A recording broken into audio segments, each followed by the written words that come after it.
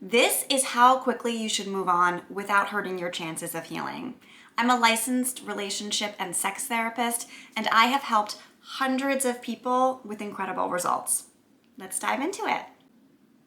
Now, the first thing that you want to consider before deciding if it's too soon to move on from your ex is whether or not you're still grieving your ex. But this question is complicated because you could be at the end stages of grieving or the beginning.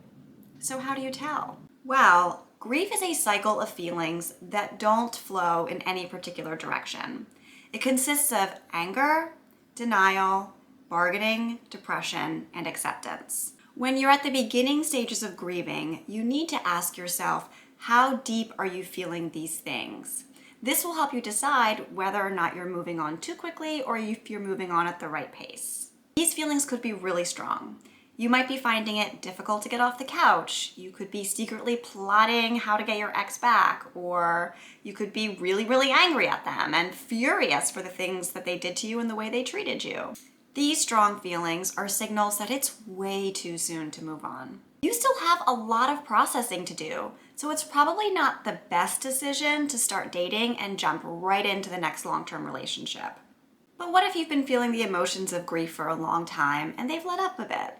Well, then maybe you can start to move on a little.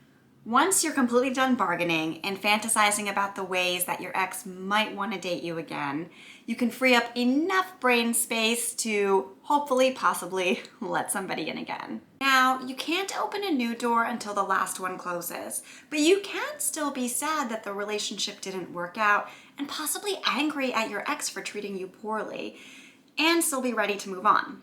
The next thing you're going to want to consider when deciding if it's too soon to move on from your relationship is, do you have the right insight into why and how it ended?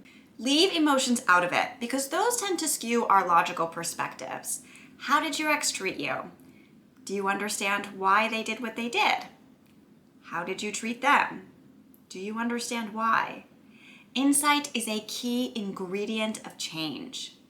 Insight gives us peace of mind and informs our decision-making process. When you find your next relationship, you're going to want to make sure that you've learned from your mistakes. Maybe you weren't the best listener, or you shut down too quickly. Maybe you have an insecure attachment style or trauma that was projected onto your partner and hurt the relational dynamic. It's okay. At least 50% of the population has an insecure attachment style. Looking in the mirror might feel scary, but the more that you can lean into those feelings of vulnerability so that you can see who you really are, the more ammo you have to grow your own self-confidence and get past the relationship. If you're curious about this, you're going to want to watch my very short video, How to Be More Confident, right after this. Now, if you want to learn more about whether or not it's too soon to move on from your relationship, then you're definitely going to want to subscribe to my channel, and you're going to want to click the link tree in the box below because I have a lot of other videos on my other social networks that you're going to want to see. Now, the last but most important tip is you know that you are ready to move on if you know what kind of relationship you are ready to move on to. Should I say it again? I'm going to repeat it one more time. You know that you are ready to move on if you know what kind of relationship that you are ready to move on to.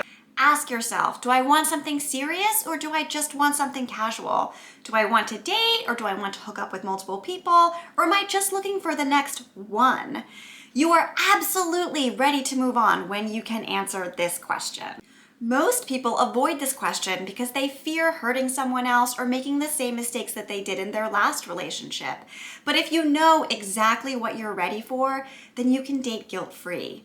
As long as you let the person know who you're dating, or the people know who you're dating, what your intentions are and what your goals are, you're good to go. Let me give you an example. Let's say that Alex just broke up with his longtime partner and he's been grieving, but he's also been sitting on the couch for weeks all by himself, bored and lonely. So he decides to create a dating profile. He clicks the box casual and friends because he knows that he's not looking for something serious. He then finds a match in Annie, who also just went through a serious relationship and breakup. the two of them hit it off. They communicate with one another, and neither of them wants anything that's long-term. So a few weeks go by, and Alex actually starts to realize that he's developing feelings for Annie, but Annie just doesn't feel the same. She's not ready for anything more. So he says to her that they should break it off before anyone feels hurt. She agrees. Each person goes their separate ways, and no one has hard feelings. But now Alex realizes that he does want something long-term. So he goes back online and he unchecks the casual box and unchecks the friends box, and he checks the long-term relationship box. Now he knows he's ready.